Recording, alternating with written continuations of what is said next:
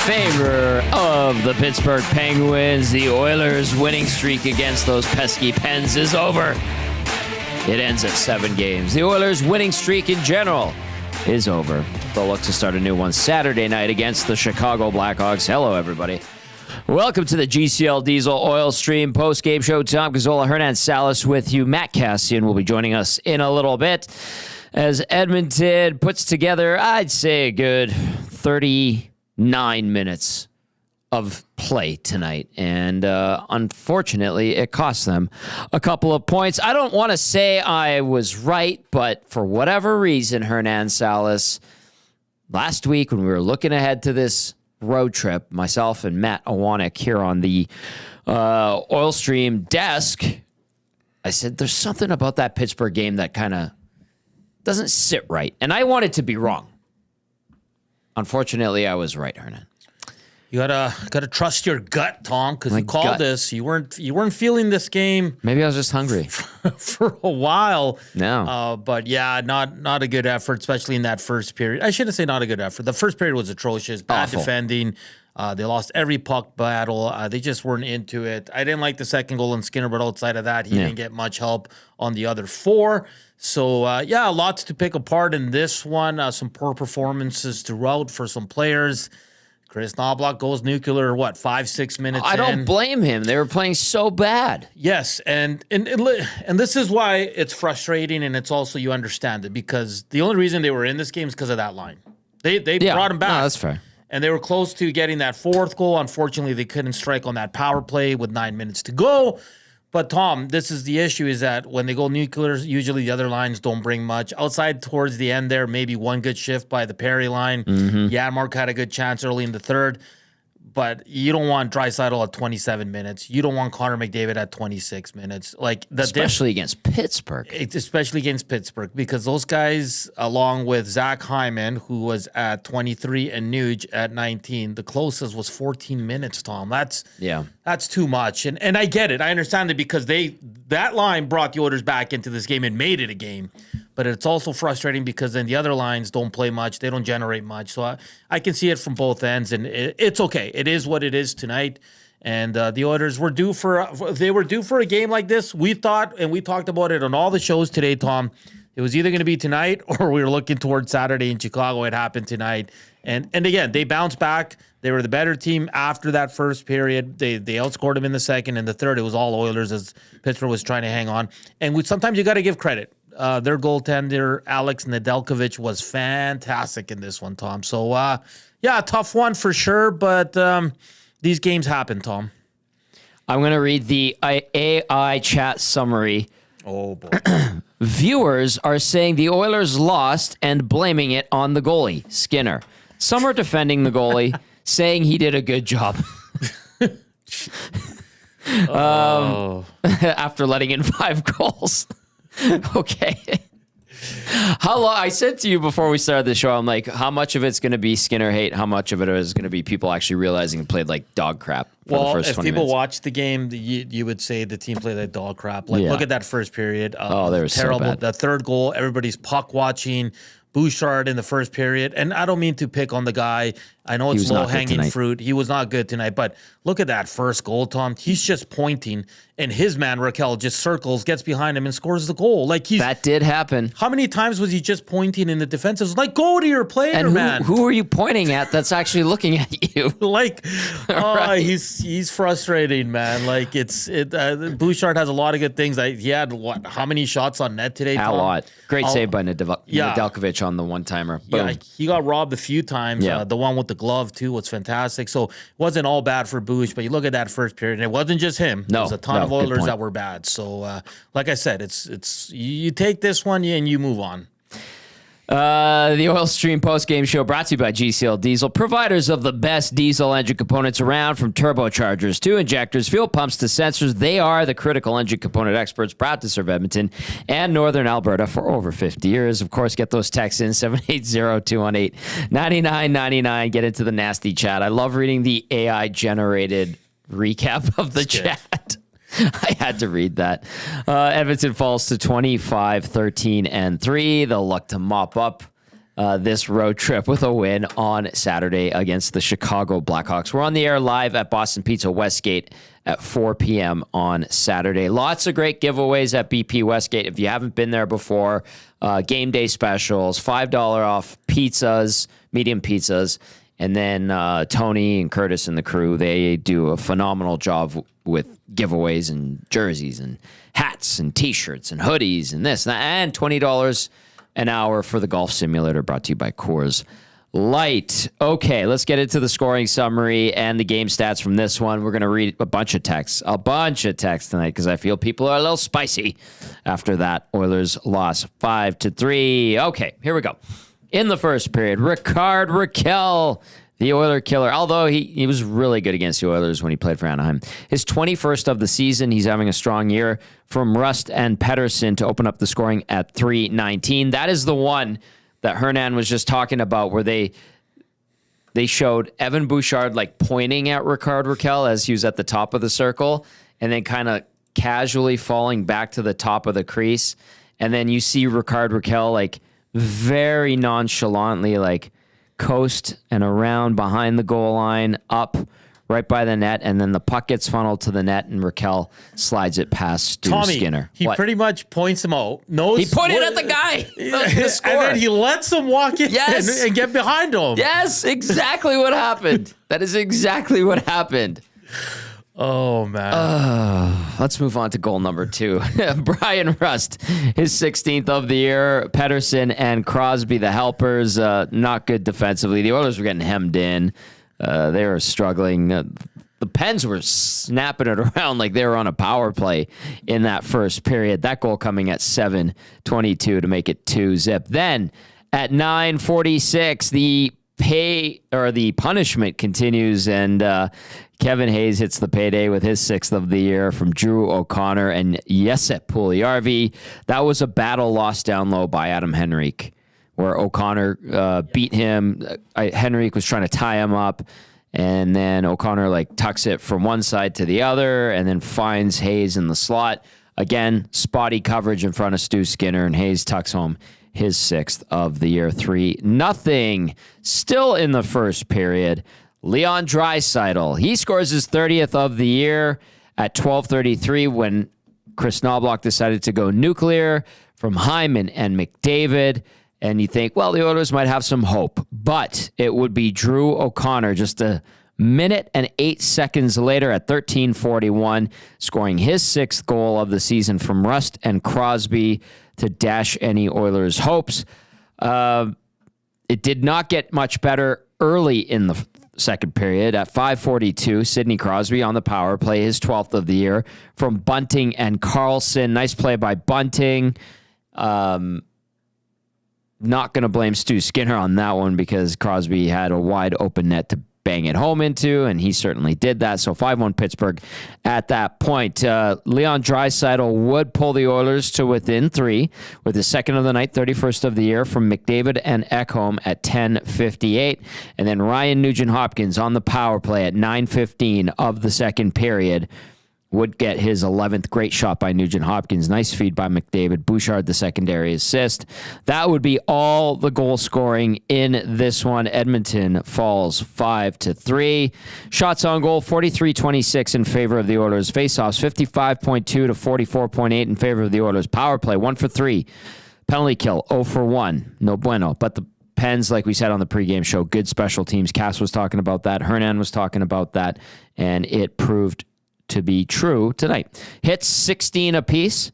Block shots 23 for Pittsburgh, 13 for Edmonton. Giveaways 14 for the Oilers, 9 for the Penguins, and officially 0 takeaways for Edmonton to Pittsburgh's 3. And as we get set to bring in Matt Cassian, our game analyst, I bring you the turning point of the game, brought to you by Advantage Sports Medicine and Physiotherapy, where they treat you like the pros. Their multidisciplinary team includes sports medicine physicians, along with highly skilled physiotherapists, strength and conditioning coaches, and massage therapists. Whether you're recovering from an injury or looking to enhance performance, we treat you like a pro using the same locker room approach trusted by the best in the game. And the Advantage Sports Medicine and Physiotherapy turning point of the game happens at 13:41 of the first period. Edmonton draws to within 2. They get on the board. Leon Draisaitl scores his 30th at 12:33. However, on the next shift, Drew O'Connor restores the 3-goal lead for the Penguins to make it 4-1 from Rust and Crosby. And at that point, like it held up as the game-winning goal, but by then you're pretty much like, I don't think Edmonton's coming back in this one. Although they did put up a good fight. But I think, Draisaitl scoring, but O'Connor at 13:41 is your turning point of the game, brought to you by Advantage Sports Medicine and Physiotherapy, as we welcome in our game analyst, Matt Cassian. Edmonton falls 5-3. Let's get to a couple of texts so Cass can formulate some thoughts. I think he's probably got a lot to say about this one. T-Rev says, good evening, gents. I thought that the Oilers had a good battle back. Penguins came out with a good mission in mind to get their season back on track after some close losses for their team recently. I think the Oilers will bounce back next game. Stay positive, everyone. And then Anthony on Long Island says, have to admit, the Oilers never game up in that game, or gave up, I think is what Anthony on Long Island was trying to say. And then Cal in the Park says, thoughts on the game. Who knew hockey was a 16-minute game when you have to play all 60? Cass, what say you? Yeah, who knew? Who knew you play a horrible period and you end up losing a hockey game? Weird, and it right? was, guys, that was pretty ugly in the first, wasn't it? Like there was a lot. There wasn't that the Penguins were doing anything majestic or magnificent.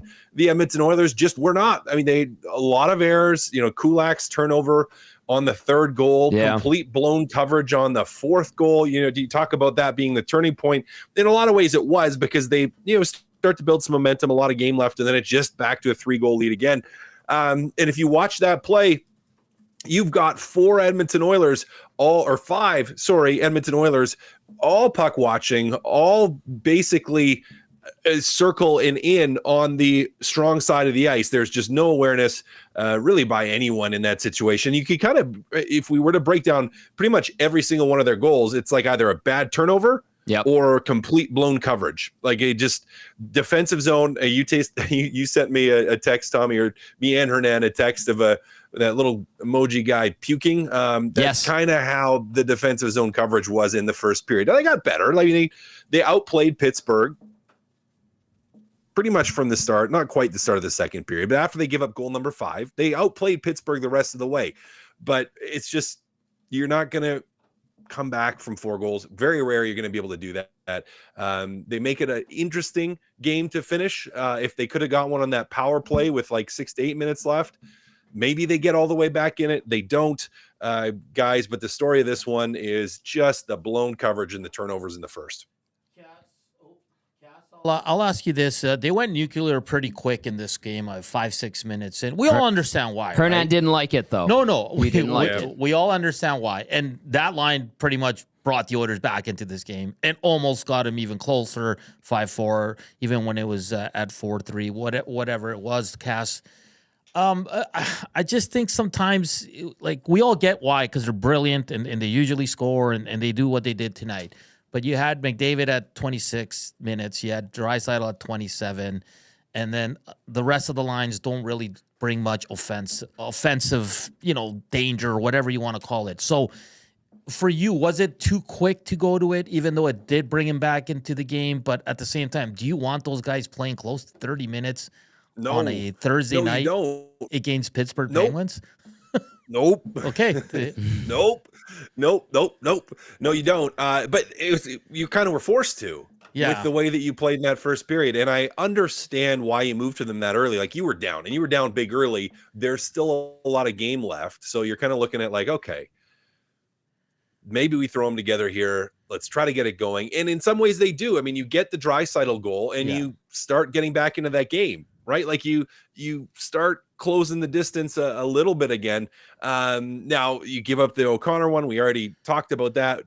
5 guys on one half of the ice, completely ignore the other half. No one shoulder checks. No one looks. So you kind of force yourself into a scenario where they do play that many minutes, but it's not ideal. Not ideal at all. And even towards the end of the game, there's not going to be a lot of juice left in the tank when you have to go 6 on 5 if you're still down 1. But I think that's just a byproduct, again, Hernan, of how poor you played at the start. And it wasn't even like drop of the puck. Like, I thought their first couple shifts were okay, But it was the second they gave up that first goal, then they just completely imploded defensively. And you force Knoblauch to play those guys more. Now, in a perfect world, you don't have to. But they were down a whole bunch. They were down big, so they went to the big line to try to get him back in it. It almost worked, but it didn't. It's the breakdown with our game analyst, Matt Cassian, brought to you by South Fort Chev. Reserve your 2025 Equinox tracks in Traverse now. They won't last long. They've also got the best discounts on 2025 Silverados and won't be beat. See dealer for details at www.southfortchev.com. How demoralizing, if at all, is this loss for the Oilers? Because I know Pittsburgh had been winless in 4. They had lost 3 straight in extra time, 2 of those being shootouts. I think Pittsburgh only had 1 win in its last 6 games. Edmonton had beaten Pittsburgh in 7 straight. I think it was 4 straight wins in Pitt. Is this demoralizing, or is this just like a wake-up call, Cass? How do you think the Oilers look at it? Yeah, I think more of a wake-up call. I mean, you won. How was that? That was 3 in a row. Was it 4 in a row? They ended up winning. Heading into in this. General, yeah, they were on a 4-game winning streak. I was just double checking. I think it was 4. It wasn't 3. So you just won 4 in a row. So you're not completely demoralized after this, and you played okay in the second and third period. But you want to learn a pretty big lesson again in that. Yeah, you can't be sleeping. You can't have those type of turnovers against a team that's going to be hungry. Because as you said, Tom, like, this is a Pittsburgh team that wants to claw back into the race, wants to be in the playoffs, and they've dropped a whole bunch of games, given up a whole bunch of points where they thought they were going to have bigger nights and get 2 where they either got 1 or they got none. So you knew you were going to get a Pittsburgh team that was playing desperate, and they played desperate. And yeah, they did. Their desperation turned into just kind of hang on hockey later on, where they weren't really pressing. They were just trying to relieve pressure and make safe plays and play really conservative, collapse down to their net, protect the front. We saw a lot of that. But I don't think it's like a massive wake-up call for Edmonton. It's just it's a strong reminder and lesson that you can't take periods off. You just can't. Not in the NHL. You do that, most teams find a way to bury you. And the Edmonton Oilers, they buried themselves tonight. This one comes in on the nasty chat, Cass and Tommy from Randy. He says, I continue to ask, why is the nuclear option that Leon has to get bumped up to Connor's line? Why can't nuclear mean 2 scoring lines where Leon is just as dangerous at 5-on-5? Well, that's kind of the debate, isn't it? Now, the reality is, offensively, the amount of points 5-on-5 that group puts up when they're together is quite high. That's why you go to it. Maybe we could call the nuclear option Connor McDavid dropping down to the second line. Maybe, is that how dare you? Different? Yeah. But we call it the nuclear option because you're taking your 2 best players and you're putting them together and you're mashing the button and just, hoping that the big bomb works. Yeah. That's why it's a nuclear option. Now, in a perfect world, you don't have to. But when you're down so many goals early, you're like, hey, we need to get something.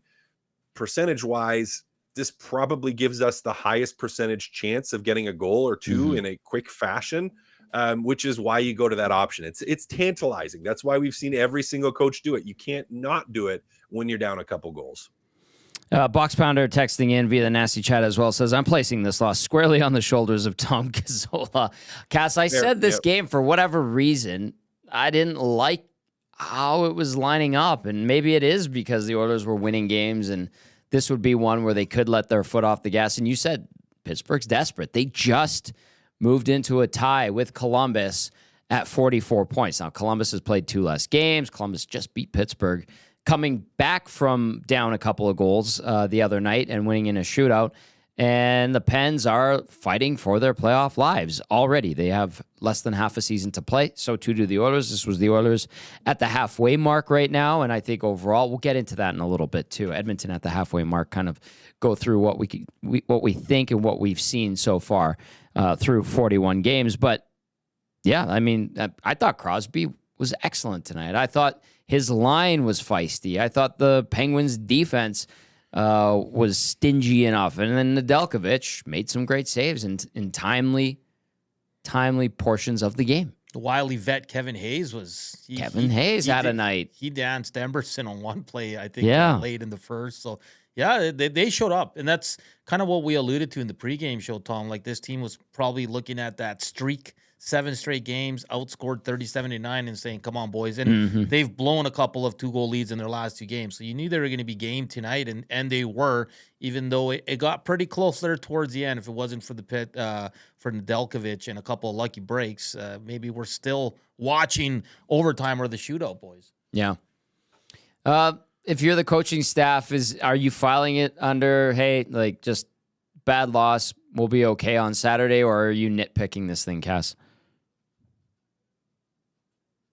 Oh, there goes Cass. Well, we lost him. We'll get him back. All right, let's get to some texts. In the meantime, when Cass reconnects, 780-218-9999. The Oilers fall 5-3 to the Pittsburgh Penguins and have their winning streak snapped. Let's go to this one from Monty. First-time text. Welcome to the party, Monty. Says, Monty here, not mad, disappointed for sure. Not mad. Can't be sleepy in the first period like that. This game is not on Skinner at all. It's the type of game where our big guys gave the team a shot, and it would have been nice to get some goals from Arvidsson and Jeff Skinner. On to the next one. Bones says, poor start. Good pushback, though. If they carry the second half of the game into Chicago, the Hawks are in for a beating. Hampton Steve Texan says, good evening, gents. A bad first period. Sunk them tonight. Burn the game tape. Use it as motivation against the Blackhawks on Saturday. Still can come home with 6 out of 8 points on this trip. Yeah. And 8 out of 10 in the last 5. So this is the first setback of 2025. Cass, before you got disconnected there, I was asking, is this a game that the coaches kind of brush off, or are they nitpicking this bad boy on the plane? You're probably nitpicking that first period. You're not really going to watch the second 2. Like the Oilers were pretty dominant. They held the heavy possession. They held the heavy shot lead. You had lots of opportunities. There were some big saves, as mentioned, but you're going to pick apart that first, and you should, because there's lots of teaching moments. Again, I go to goal number 4, everyone on one side of the ice. Goal number 3, you have a bad turnover. You don't need to coach that. You know that turnover is bad by Kulak. But positionally after that, there was 3 other guys on the ice that all went to the wrong positions, Kulak included, where he pushes to strong side post, which was fine, but then lunging out there for no reason when a guy's not cleanly beat, you give up the front of the net, to which you didn't have a winger collapse in. Yeah. So it's like there's going to be teaching moments that they're going to want to pick apart, and they should in that first period. Now, you don't worry about the rest of it, but you're going to go through and try to teach and coach, because that first period was ugly. It was sloppy. It was nasty. It was that bleh emoji. Yeah, it was the green barf everywhere. What do you say to Evan Bouchard on that first goal? Because Cass, like, he literally points at Rickard Rakell and then just focuses back on the puck. Rakell continues nice and casually, circles back, puck gets funneled to the net. Rakell's the one who tucks it in. Like, what was that? You literally pointed at the guy you were supposed to pick up who scored the goal 3 seconds before he casually went to the net and scored the goal. Like, to me, and I know we harp on Bouchard. He's not having the best year. People don't want to give him $10 million, yada, yada, yada. But the actual play on the ice, when you watch stuff like that, it's like, what are you pointing at? That's and he's just puck watching. Yeah. Well, he recognizes this guy. He's like, watch this guy. And I watched him score. I know. Now his thought on that play, because this is the thought process. This is not an excuse. It's a horrible read, horrible play. But this is the thought process, because I can see what he's thinking. So he's thinking he's there. That's my guy. But then he sees Janmark get caught on the wrong side. The little pin turn there. He's like, okay, well, now I know there's a backhand pass in that play, but he's reading, he's getting beat. I'm going to have to push up because I'm going to have a 2-on-1 with Rakell kind of behind me. And I can't remember if that's Crosby or who that is that does the little backhand pass. You can't really see, at least on this video clip quick, whoever got the other assist. Doesn't matter. But he's thinking it's going to be a 2-on-1 coming out of there.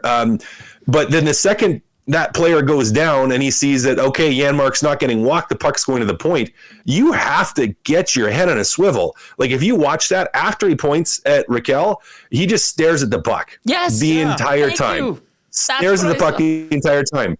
And then puck goes to the net, and then he turns, and you see his head turn, and then he's like, "Oh shoot, wait!" But he's 4 feet away, not anywhere close enough to make a play. Because if he is, and if it's not a 2-on-1, which it doesn't end up being, 2-on-1, you got to hold the dot, which is where he starts. You hold the dot. You shouldn't be chasing out above there, but you probably hold the dot, wait for help in a 2-on-1 situation. Right. At that, if Janmark's getting walked, so you can get a stick in. McDavid's up top there too, so he's going to help pushing back into the slot. But he just, you have to start sliding down and get your head in the swivel. Yeah. You have to look. He doesn't look. That's it's a bad read, bad play. Well, I'm watching that replay and I'm looking at Hernan. I'm like, did he just point at the guy that was going to score? I mean, we was supposed to pick up. We don't mean to laugh, but it's just like listen, and Cass makes it's comical because of the point, right? It's comical because of the point. Yeah, there he is. Oh, look, he scored. On the and you saw his reaction after, like he's shaking his head at himself. Well, he knows. Like, what am I doing? Yeah. Oops. Good. Yes. On the positive side, he had some good looks. He did. Guys, he had 10 shots tonight. So I'm going to give you guys some trivia and for our listeners as well. 780-218-9999. If you guess correctly, you're going to get a nice thumbs up from Tommy. Okay. Here it is. He is the 4th Oilers defenseman to have at least 10 shots in a regular season game. Can you guys name the other 3? Let's try. Are we allowed to go? Yeah. I mean, we got to throw Paul Coffey. That's kind of got to be a given. Yeah. So we got Coffey, 10 shots in a game. Igor Ulanov. No, probably not. But I just love throwing him out there. Attempts, Cass. Attempts. He probably didn't hit them. Yeah. Can I throw like a wild card one out there? Yeah. Tom Pody. No. Oh, okay. Okay. So this next guy he was very handsome.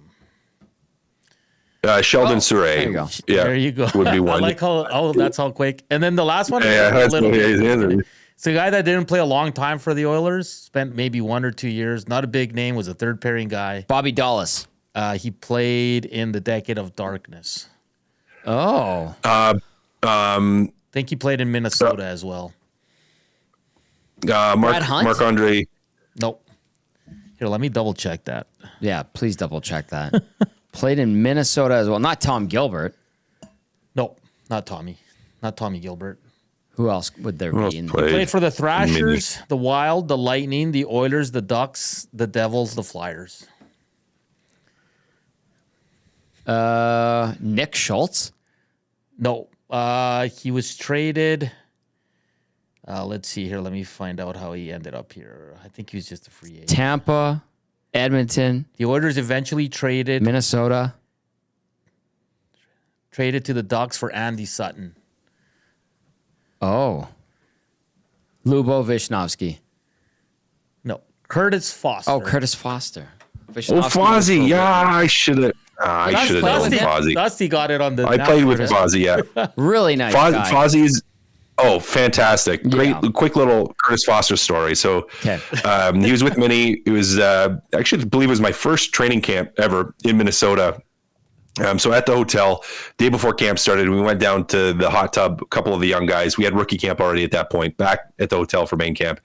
And Curtis Foster was there, and he sat in the hot tub with us and was just a quality individual. He's a good guy. So it's some really good conversations and made all us young guys feel pretty comfortable coming from a veteran guy that had been around and been there. So Fozzie's awesome. We'll never forget hearing his leg break. That was not fun. Oh boy.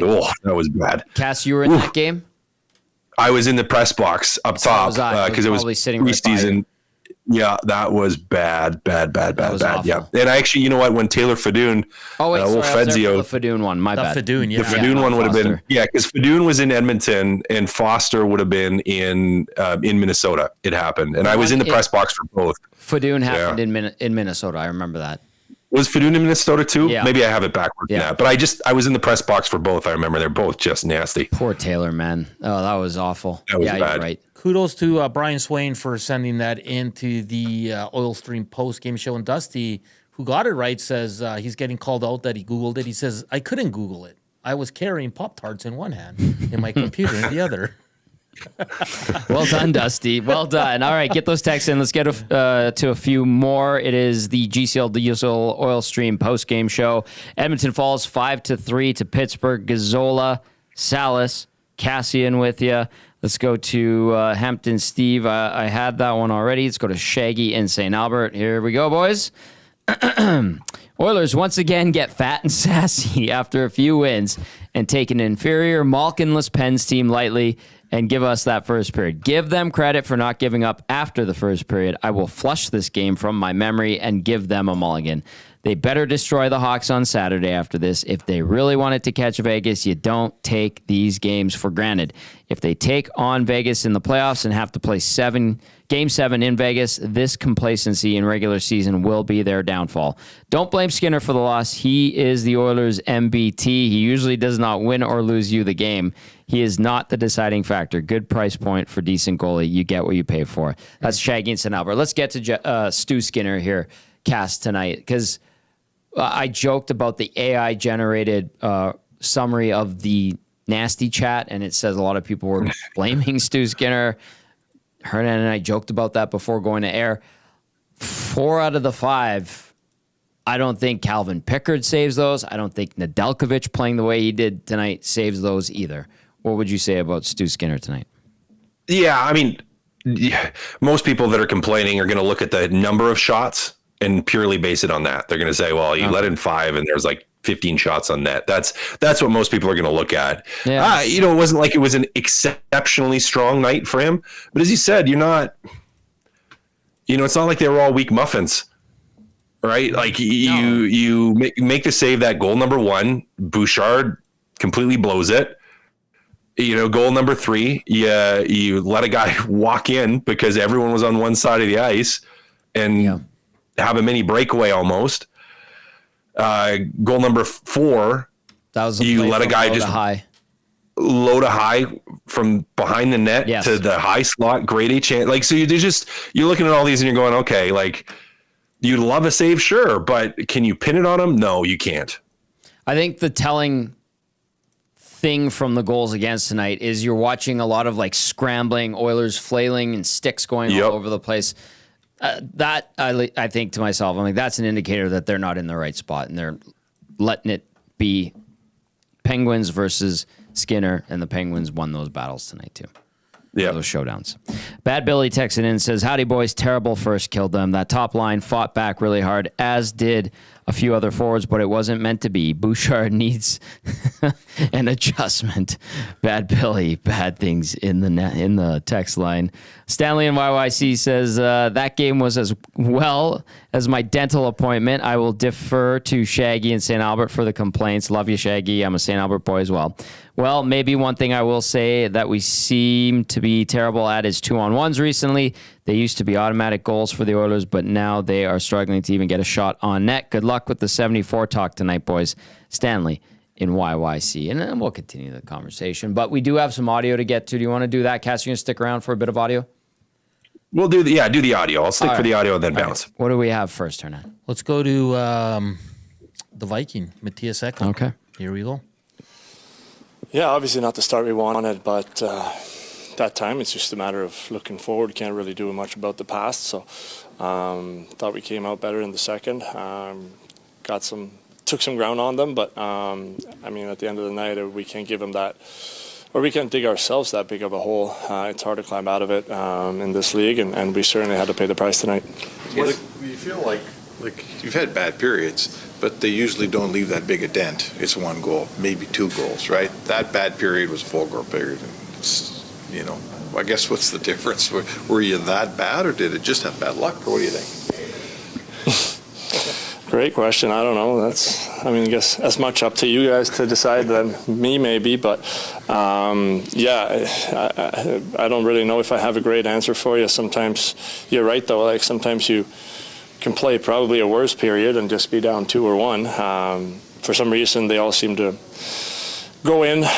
We made some mistakes, right? And they ended up in the back of our net. Some nights that's going to happen. At least I thought we bounced back and we battled better in the last 40. But again, when you're trying to climb out of a hole like that, it's hard. Matias, we talked to you after Boston and about how great that effort was, how maybe close to perfect. Does it feel kind of weird or odd that 2 nights later that happens after such a great performance?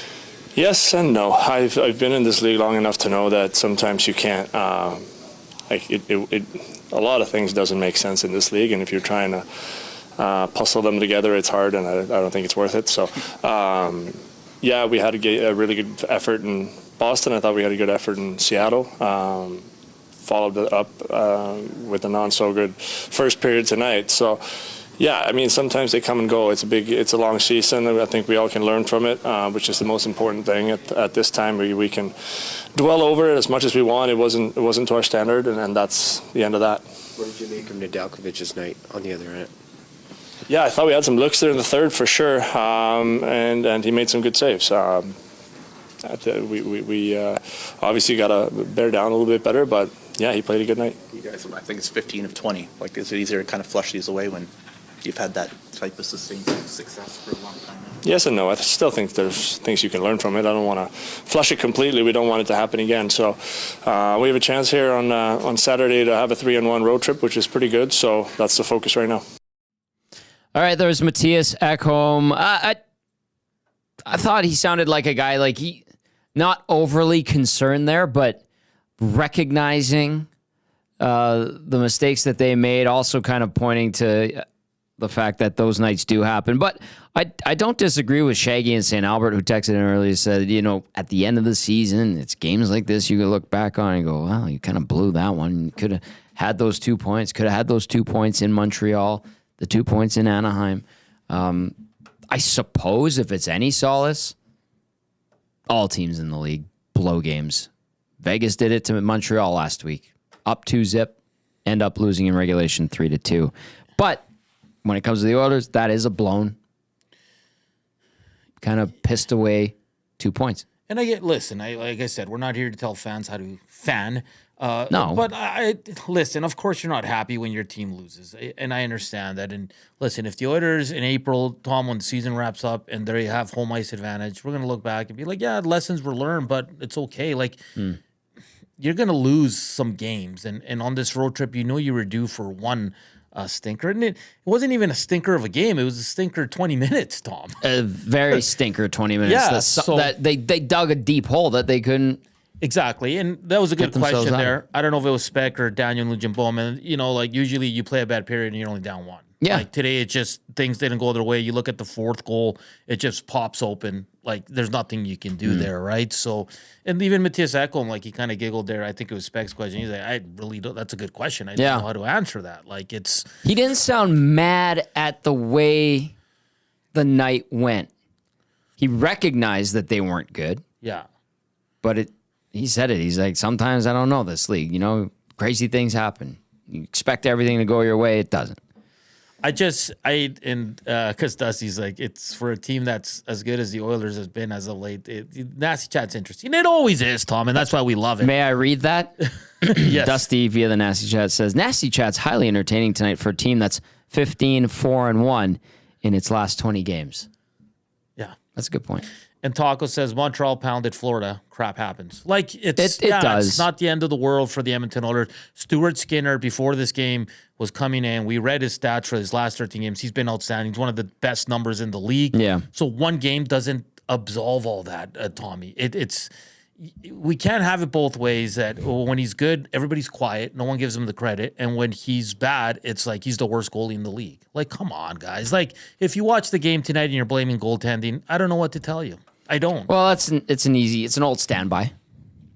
But Harry Manback, the image you sent into the inbox is hilarious. I'm trying not to laugh. Adam from Lloyd texting in says, hey, boys, first was a stinker for sure. Oil showed up like they were playing a 10 p.m. rec game on a Friday night, already thinking about dressing room beers after. Hey, how about a couple beers before the game, Adam? Adam from Lloyd continues on with nice pushback, but Nedeljkovic made all the big stops he needed to. Hopefully this result gets Bubble Hyman back with McDavid. I hope we're not looking back at losses like this in April when the boys finish second and play the best version of the Kings they'll see in the first round when they could be playing an 7th or 8th seed instead. Time will tell, I guess. That's from Adam from Lloyd. Good text. The casual, nonchalant start to the game does remind me of how my friends and I show up for a 10 p.m. Friday night game. Very casually. All right, Cass. Did you want to add anything before we go to Kris Knoblauch and then kind of look at the Oilers' first 41 games of the season? Yeah, well, just as we media people do, I know Ekholm kind of shrugged it off and said it's for us to decide. I don't think it was bad luck that they all go in. They just made those type of mistakes. Yeah. They just made big enough mistakes that the puck ended up in the back of their net. I mean, it wasn't little mistakes. They made big mistakes. And yeah, they almost overcame it. I get that. Yeah, you did play well and you fought back the rest of the game, but you did it to yourself and you know it. Yeah. There was a bit of a glimmer of hope, second and third period, but yeah, the hole was too deep, like you said. All right, let's go to head coach Kris Knoblauch following the team's 5-3 defeat in Pittsburgh tonight. Period materialized that led to the deficit. We weren't ready. They outworked us, outskated us. Attention to details wasn't there. You know, we had a heck of a game effort-wise and work ethic against Boston, and tonight, the first 20 minutes, we absolutely took off, and the deficit was too big for us to overcome. After that Boston game, is that what makes this kind of surprising or frustrating or whatever the word is, because you had such a great game in 2 games? Nothing surprised me. And in hockey, obviously, you go from one game to the next, and you can put together a big string of games, and you can play an unbelievable game, and next one you're not ready. So tonight, this last 40 minutes was really good effort. I think we had our chances to get back in it, and obviously without some goalposts, maybe tie it up at some point, but it was just too big a hole to overcome. Maybe this one works.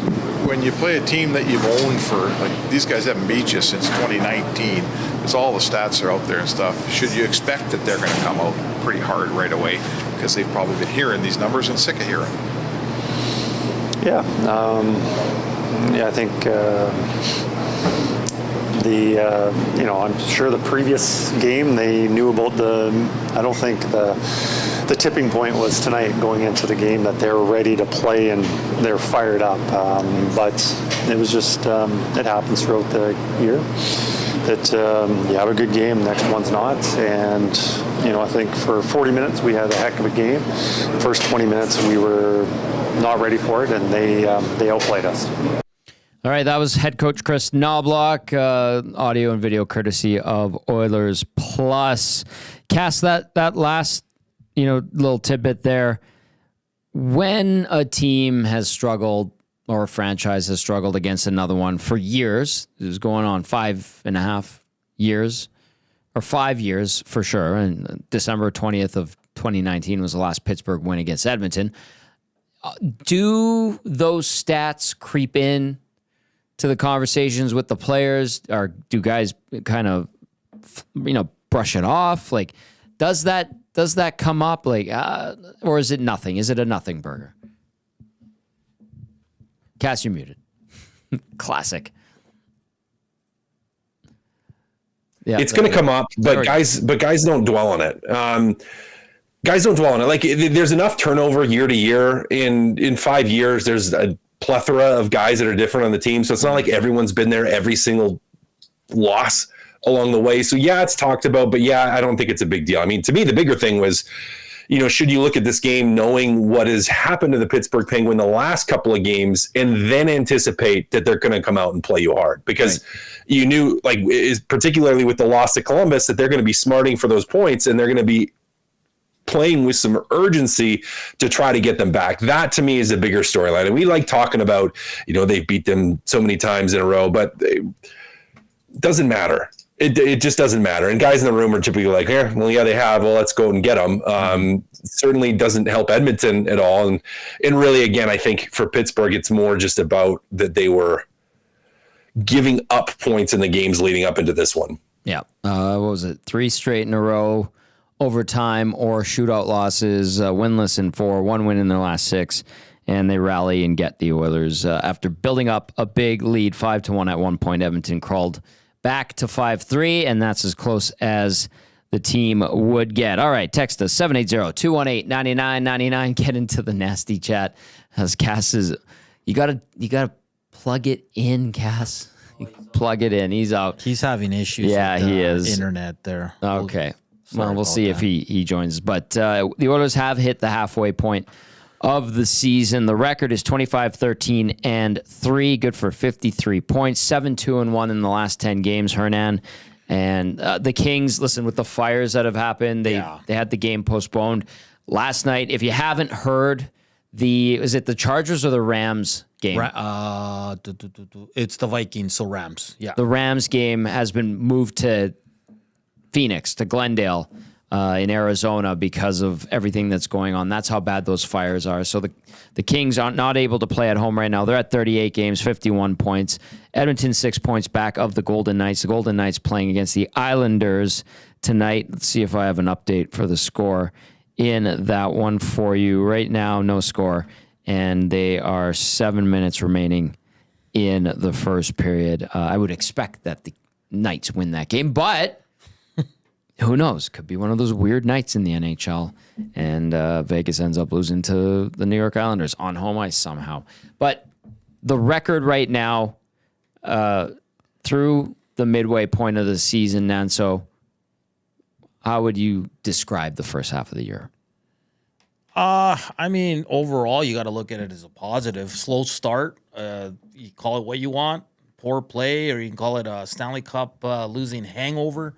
Tommy, it took a while for a few guys to get going, but they eventually did, and they've been really good. I mean, look at that stretch in early December when they beat the likes of Colorado, Tampa, Minnesota, and all those Vegas, games were close. Vegas, yeah. And then lately they've been taking care of business. Good teams drop games to mediocre teams. It happens. It's not the end of the world. I think the Oilers are in a good spot. I think the positive that Oilers fans can look at is that they're going to add, and they're going to add, and listen, I don't know this. I hope not, but they're going to add quality. They're not going to add like they did last year where I shouldn't say last. Well, Henrique was quality. Quality, but Carrick barely played. Sure. And then Stetcher wasn't, he got hurt, or that cyst it developed on his ankle. Yeah. They didn't, outside of Henrique, they added, 3 players? And of those 3, was it 3 or 4? But only one really made an impact. So I think this year, if they go out and get 2 players, they're going to be, I'm not going to say upper, the elite impact player, but they're going to be that mid-tier, kind of like Henrique, and then you're going to get a quality defenseman. That's what the hope is here in Edmonton. So this team is rolling good. The goaltending's been fine outside of a few bad nights by both goaltenders. Special teams is coming around. So I get people are reacting to tonight's game, and that's what we do. But I think overall, if you're looking, you got to be pretty happy with the Oilers. Look at Leon Draisaitl having an outstanding year. Connor McDavid's good. Hyman's coming around. Everybody's finding their groove at the right time. Nugent Hopkins a little bit here. Yeah, exactly. So, going forward, the plan is to catch Vegas because you want that home ice. Because I think in Game 7 you get home ice advantage. It's a game changer, Tom. It is. Yeah. It's not a guarantee that you'll win it, but it's a pretty good bet that you will, and it's just a nice advantage to have. So I think the Oilers are in a good spot. I think this is where we expected them to be, in the top 3 in the Pacific, fighting for the division with LA. I didn't have LA there, I'll be honest. I thought it'd be Vancouver and Vegas. So they're right where everybody should expect them to be. Like, what did people expect, man? I expected them to be in first. Okay, that's fair. I really did. That's fair, but they still can. Yes. Eventually, because you think Vegas is going to continue to roll like this. They're gonna go on a losing streak. Every team does. I think Vegas will have to hit a snag at some point. If they don't, good on them. That would remind me a lot of their Stanley Cup winning season. We know the road to the Stanley Cup goes through Edmonton, Vegas, and LA. How that combination plays out in the spring, we shall see. Yeah. 41 games in, we're at the midway point. Edmonton's 25-13-3. I think that the record in the next 41 games will be way better. Well, I'd say I could see 4 more wins. I don't see them going on a lull like they did in October. Yeah. I think they might lose 2, maybe 3, because like you said, after the 4 Nations, maybe teams come in a little bit sloppy. The Oilers will have 3 players playing in that tournament. But I legit think that they could have 29 wins in the last 41 games of the year. If they play like they did in Boston for the remaining of the season, Tom, they're gonna win a lot more than they lose. And I'm looking at this, and yes, you make a good point. We all had them first in the division, but they're still there. They're there. It's not over. There's a lot of hockey to be left, and I keep expecting a lady dip. They might not. Who knows? But it's going to be a battle, and that's what you want, man. Like, I'm always wary of your team being the President's Trophy winners because it never works out. All those Rangers last year, they're doing great this year. It never aren't works they? out. Yeah. So, but now you do want home ice advantage if you're an Edmonton Oilers fan. Absolutely. I understand that. And it's still attainable. Vegas, by the way, 9-1 in its last 10. And they're up 1-0. There you go. That didn't take long. I had to say something, give a scoreboard update, and they go out and they score a goal. The Golden Knights 28-9-3 through 40 games, playing their 41st of the season right now. Tommy, can I ask you a question? Of course. When should we start worrying about Evan Bouchard? We're into January. He's not. Okay. Like, again, he hasn't been terrible. Like, offensively, he's still the guy on the Oilers. He's the best passer from the back end. Sure. He had 10 shots tonight. He did. We're looking at it as a whole. Yeah. He's having troubles getting the puck through. He hasn't scored a power play goal. Defensively, it's not improving, Tom. It's not. No. This is when it should start to improve for him, and he has done it the last couple of years. I'm wondering about the looming contract and the negotiation, and if it's getting in his head. He's a thoughtful guy. He's a guy that sometimes looks like he's rattled. I think that maybe that next ticket is starting to bother him a little bit, or he's thinking about it and it's affecting his game. And that's fair. I don't know how. I'm sure there's people around him saying, hey, just stop worrying about the next contract. Just worry about playing like you did last year in the second half, and you'll be okay. People in the nasty chatters you should have worried about him 3 years ago. Well, come on, guys. Everybody was loving him in the playoffs last year because he was an absolute stud. He was. Let's call it how it is, man. Don't. Also, can I say this? Yeah. Whatever he signs for, the target stays on him moving forward, just like it did with Darnell. But you bring a good point. It might be wearing on him, and he knows he's not having the best of seasons. Of course. He's probably like, oh, man, what do I do here? We can get into this another day, but the money and all that, like, it's I guess he's not doing himself many favors with his play so far this season because so far, yeah, you're right. If you're asking for 10-11, I hope Stan Bowman and Jeff Jackson look at him and be like, seriously? Like, come on, that's man. probably, at this point, that's probably how it goes. Like, the ask is high. The GM and co-GM basically go, did you see her last season?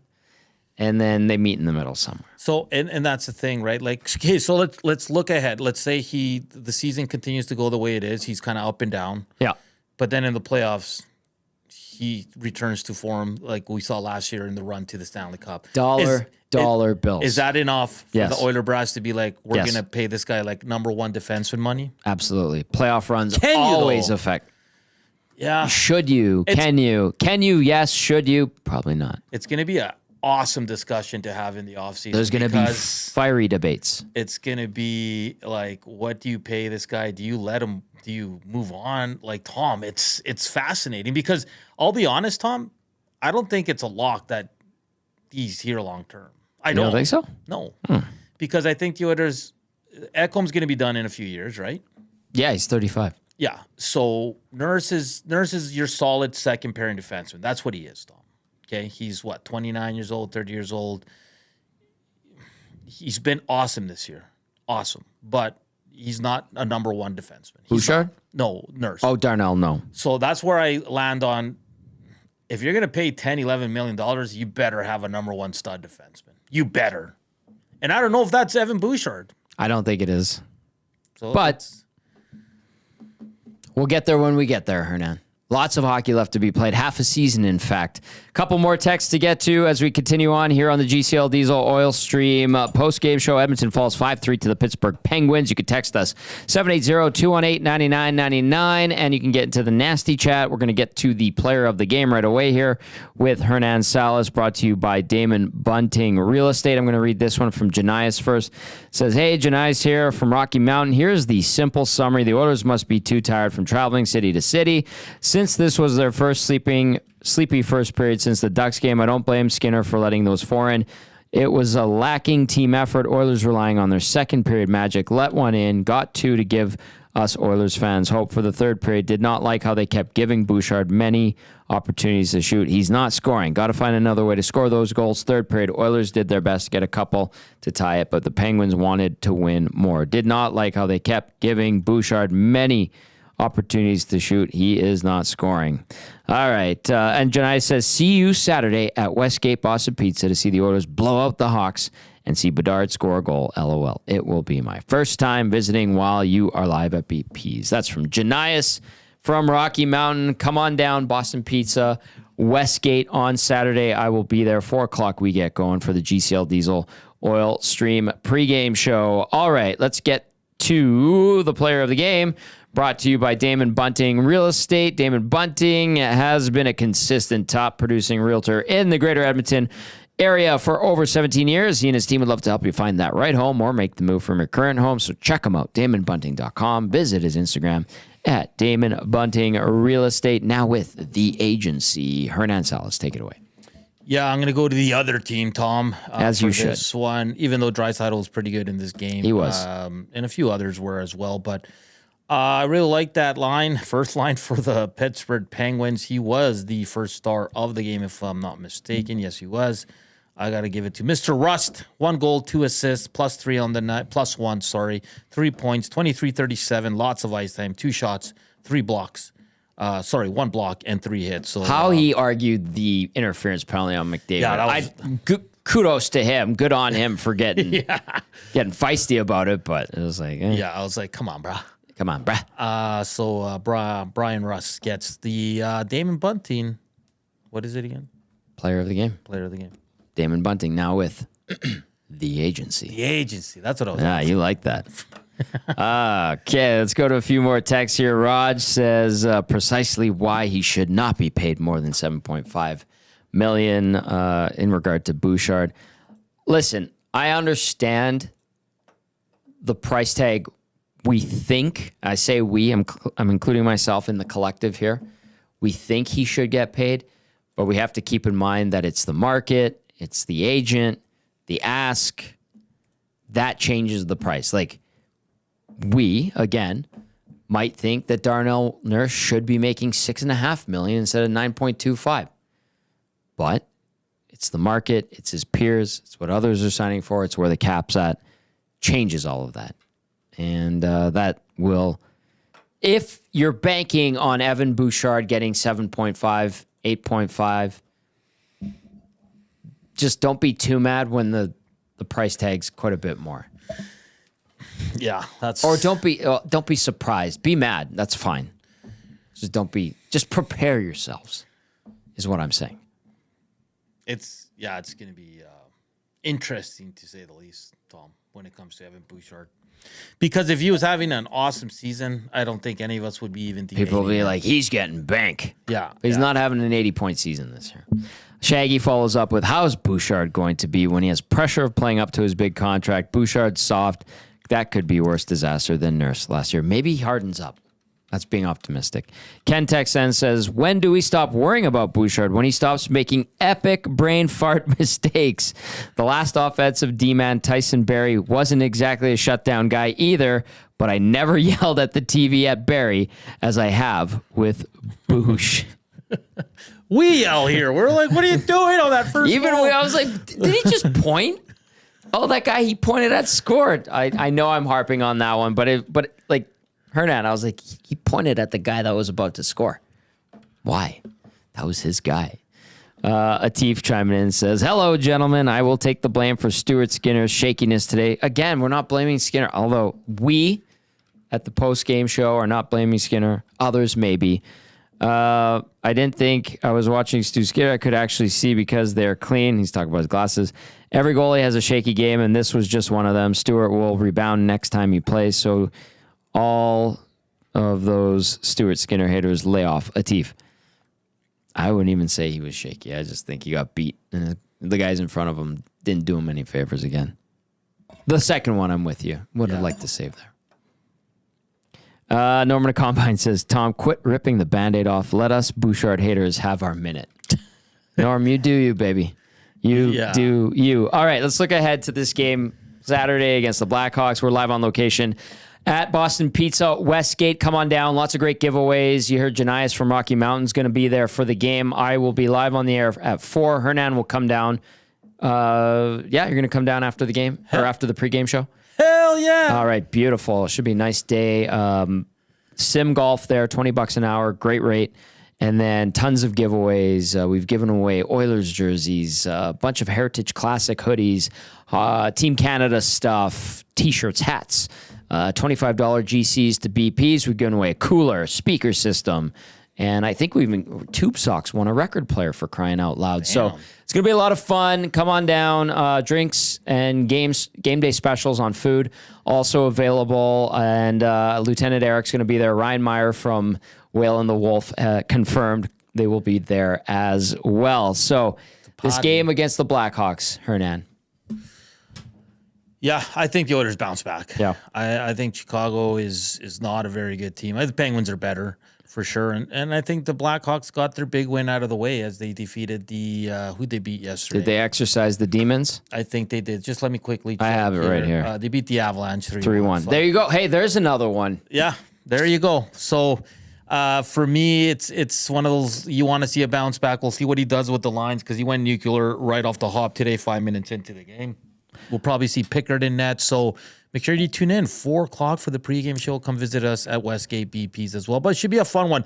Hey, Chicago always plays the Oilers well. So they try to. Yeah. And D-Rock says, Hernan, the Islanders are winning 1-0. I was just going to say. So Vegas must have scored and they got disallowed. The Islanders scored because I'm pretty sure I saw I think Eichel had the goal from Theodore, and I can't remember. So I'm not seeing things, I swear. Good explanation. So you're saying there's a chance. Yeah. What if the Golden Knights blow the game against the Islanders and they stay just 6 points up on the Oilers? It could happen. Islanders up 1-0. But by the way, Vegas is extremely good at home, 17-4 so far this season. Maybe the Islanders can get them with a quick one. We'll see. All right. I'm going to quickly look in the inbox. Nothing there. Hernan, it's been a long day, but it's been a fun day. Yep. Tomorrow's Friday, and no pre or post, so enjoy a nice Friday evening, Tommy. And I will. A little soiree. Yeah. It was fun tonight. It was Lots fun. Of fun. I mean, it's not fun because the Oilers lose, but... And Cass needs to get a new computer, he says. Yeah, the Nasty Chat was... buzzing tonight. So we're going to have a full breakdown today. 6-6, Tom. 6-6. Great stuff as always on EST. It all starts with the Nielsen Show featuring Lieutenant Eric. The boys will have plenty to talk about. We had a lot to talk about tonight. It was a ton of fun as usual. That's going to do it for the GCL Diesel Oil Stream post-game show right here on Edmonton Sports Talk. Huge thank you to everybody who listened on iHeartRadio, TuneIn Radio, EdmontonSportsTalk.com's audio player, and to those who watched on YouTube. Hit that thumbs up button on your way out. For Hernan and Matty Cassian, I'm Todd Gazzola saying have yourselves a lovely night. See you later.